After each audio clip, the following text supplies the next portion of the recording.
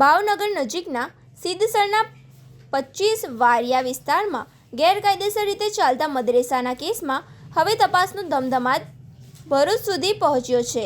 Remand હેઠળ મુખ્ય આરોપી મૌલાના મોહમ્મદ શરીફને સાથે રાખી ભાવનગર એસઓજીની ટીમે ભરૂચના જંબુસર સ્થિત દારુલ કુરાન મદરેસા ખાતે પહોંચી સ્થાનિક પોલીસ અને એસઓજીના સહયોગથી તપાસ તેજ કરી છે.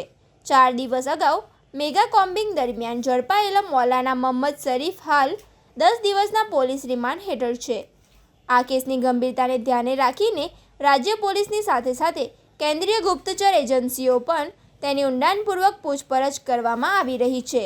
સિદ્ધસર સ્થિત ગુજરાત હાઉસિંગ બોર્ડના મકાન નંબર 110, 111 અને 112ના અંદર નિયમોનું ઉલ્લંઘન કરી હેતુફેર કરીને મદરેસા ચલાવવામાં આવતું હતું.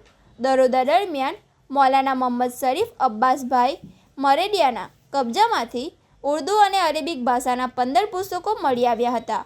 મૌલાના દ્વારા લખાયેલી 60 પાનાની શંકાસ્પદ ડાયરી સહિતનું સાહિત્ય જપ્ત કરાયું છે. તેની હાલ વિવિધ એજન્સીઓ ચકાસણી કરી રહી છે.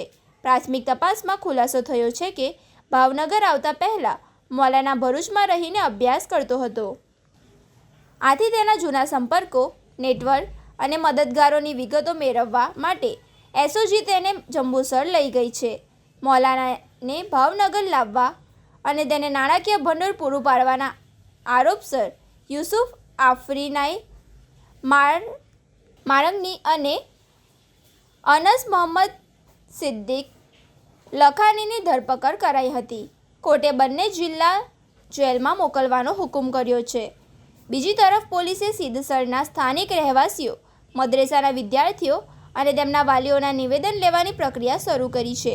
સમગ્ર નેટવર્કનો પર્દાફાશ કરવા તપાસ એજન્સીઓ અલગ અલગ દિશામાં તપાસ ચલાવી રહી છે.